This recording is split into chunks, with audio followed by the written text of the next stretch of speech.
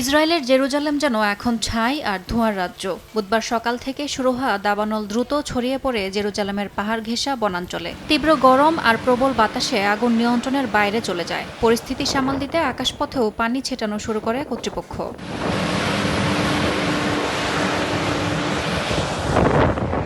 কয়েক ঘন্টার মধ্যেই আগুনে ২০ বর্গ কিলোমিটারের বেশি বনাঞ্চল পুড়ে যায়। দাবানল নিয়ন্ত্রণে আনতে মাঠে নামে শতাধিক দমকল কর্মী। কর্তৃপক্ষ জানিয়েছে, আপাতত আগুন নিয়ন্ত্রণে এলেও নতুন করে আগুন ছড়িয়ে পড়ার ঝুঁকি এখনও রয়েই গেছে। তাই এলাকা জুড়ে চলছে সতর্ক নজরদারি।